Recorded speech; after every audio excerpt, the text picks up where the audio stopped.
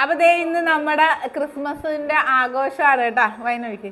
വൈനും കേക്കും ഒക്കെ ഇല്ലാതെ എന്ത് ക്രിസ്മസിന്റെ ആ ഒരു ഇത് വരുന്നത് തന്നെ എന്താ പറയാ, കേക്ക്, ആ പ്ലം കേക്കും അതുപോലെ വൈനും ഒക്കെയാണ്. ഇതേ നമ്മൾ കസ്റ്റമൈസ് ചെയ്തെടുത്തതാണ്. ഇതേ വായോ, പറഞ്ഞ് കൈയിടരുത്, പറഞ്ഞ് നമ്മൾ ചെയ്യിപ്പിച്ചെടുത്ത ക്രിസ്മസ് കേക്കാണ്.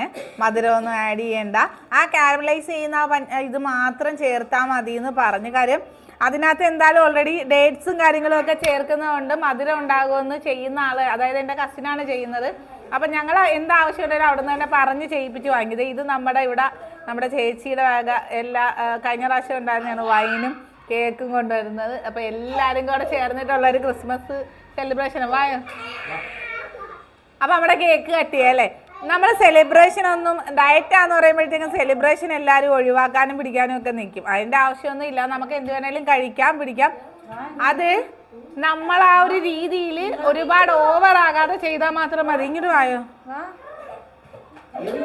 അയ്യോ കുറിക്കാം. അപ്പം ഞങ്ങളുടെ ക്രിസ്മസ് സെലിബ്രേഷൻ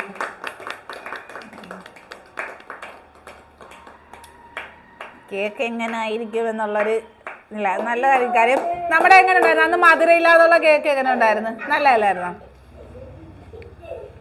നമ്മൾ ഒരു സെലിബ്രേഷൻ ഒഴിവാക്കേണ്ട കാര്യമില്ല. ഈ ഒരു എന്താ പറയുക, ഡയറ്റാണ് വൃത്തമാണെന്നും പറഞ്ഞുകൊണ്ട് എന്ത് കാര്യവും നമുക്ക് ചെയ്യാം. അതിനൊരു ലിമിറ്റ് വെക്കുക. ഇത് പൊങ്ങുന്നില്ലല്ലോ ഇതിനകത്തുനിന്ന്.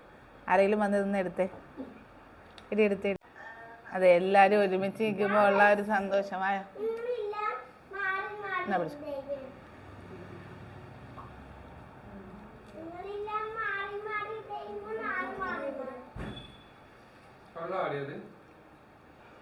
നോക്കില്ല, നോക്കട്ടെ.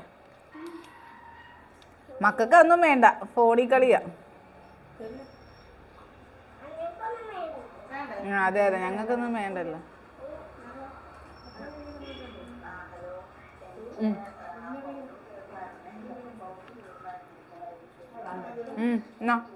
ക്യാമറമാൻ റെഡൊന്നും ഇട്ടില്ല, അത് എന്നെ വീഡിയോയിൽ പിടിക്കത്തില്ലല്ലോ എന്ന് പറയുന്നത്. അപ്പം ഞങ്ങളുടെ ക്രിസ്മസ് സെലിബ്രേഷൻ ഇങ്ങനെയാണ്.